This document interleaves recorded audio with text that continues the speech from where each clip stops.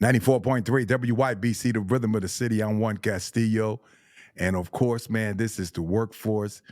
And, every once in a while, I got to stop the music to talk about some great things that happen in our community.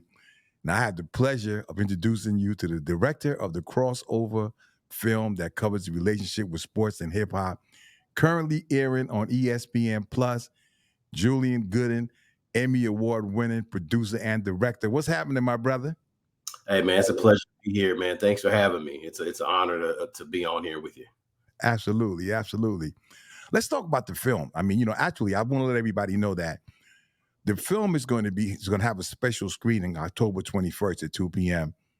at the Stetson Branch Library here in New Haven, and my brother is going to roll through and be a part of the whole scene there. So tell me about yourself, man, and how you got into all of this, bruh. Well, I'm from California, Oxnard, California. I started doing film production kind of late. I played ball, I played football, went to play a little college ball, got out, wanted to do something else, and decided to get into production. And so I started with the Los Angeles Dodgers in 2012. Worked there for about 7 years. Went to the NFL for 3 years, and then I started with ESPN last year. And this project, the crossover, was one of the first projects that I pitched when I first arrived at ESPN February of 2022, and they loved it. And so I hit the ground running right when I Right. got to ESPN. Yeah. Now you've done some other stuff. You did a piece on Jackie Robinson. You narrated by Nas. Yeah. Without you, so you had that going. And so tell me about this film, man. And when you first thought about 50 years of hip hop, tell me about what drove you to do this, man. All right. I mean, a great film, by the way. Thank you. Thank you. No, I appreciate it. I mean, I think as a director, as producers, your best work is always work that you that tell a little bit about your story and a little bit about your point of view. And for me, I grew up in hip hop. What I mean? I loved hip hop. My Right. brother was a hip hop head. So the first tape that my brother ever bought was NWA. I Yeah. remember, I remember going to Walmart and my brother bought the cassette tape, and I never forgot that. That was stamped in my head. And from that point on, hip hop was a part of me and my brother's life. From the age of 10 on. And I watch Yo MTV Raps every day. Get home from school and watch The Basement, Rap City. And so hip hop was just a part of my journey. And so I always wanted to tell the story of hip hop. And when I got to ESPN and I knew the 50th anniversary was coming, I said, how can I tell this story in a way that appeals to ESPN? Well, obviously, it's a sports network, and so I have to figure out a way to tell the story of hip hop, but use it on a sports platform and tell it on a sports platform. So obviously, the connection between sports and hip hop was everybody's known about it, but for me, the challenge was, what are those real connections, and how can I structure a story to let people know that this is the genesis of sports and hip hop coming together and fusing as one culture. And the way I see it is Black culture are these pillars, and sports and music are two pillars of the culture. And so this is really the story of two pillars of Black culture, and how those two pillars have shaped culture over the last 50 years. And it was an honor to do it. It was a pleasure to do it. I had fun from start to finish, because it's me. I am hip hop. I grew up in hip hop, and it's just my point of view of how I see culture. And it's interesting because I mean, me being a baller also back in the day, no longer, I just shoot foul shots now. But like we always had music in the parks. I grew up in Brooklyn.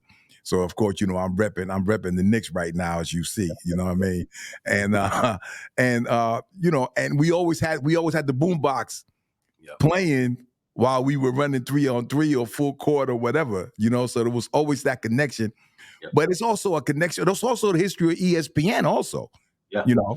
So the Absolutely. film kind of deals with that in addition to everything else. Yeah. No, I mean, we grew up watching ESPN, and when I started at ESPN, it was like a dream come true for me. And as like a, coming up, we watched Stuart Scott. We watched him say Yes. the booyah, and he really brought the connection together. For the first time, we're seeing these rap implemented into our everyday lives because we watch sports every single day. And as we grow and as we've grown up, we've just seen it become a part of sports. And now it's inseparable. You cannot separate the two.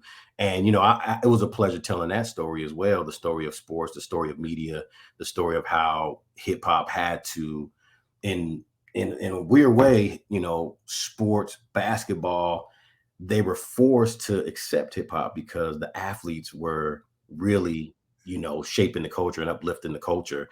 And when you have an Allen Iverson, Yes. who the best player in the league, and he's representing the culture, you have to talk about it. ESPN had to talk about it. They had to uplift, and sometimes they didn't uplift, and that's in the story as well. How, there were times when people shunned hip hop, but the athletes embraced it to the point where they had to embrace it, they had to love it, and they had to talk about it. And especially AI. I mean, in terms of the clothing and the style and and the swagger and all of that. And it's interesting because they tried to change the dress code and now everything is right back to what he did. You know what I mean? Even the coaches, it's okay for you to not wear a suit out there. You know what I mean? It's all good, man. So listen, the other thing, and we're excited about you coming to New Haven for this celebration, at the Stetson Branch Library. Again, I want to let people know October 21st, 2 o'clock, doors open at 1:30.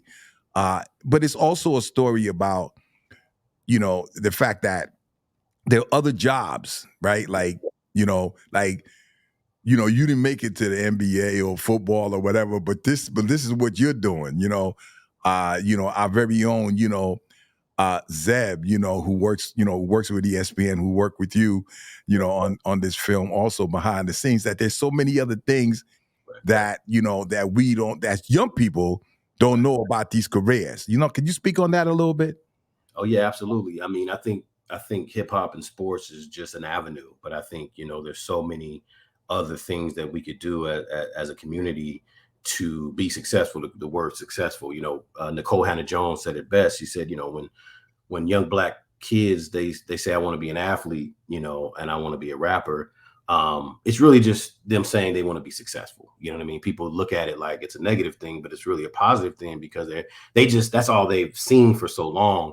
And I think it's up to us, you, me, people of the culture who do other things to be a representation of, look, you can also do this. That's why I love talking about the film. I love letting people know that, for a long time, I was really shy about my career and what I did.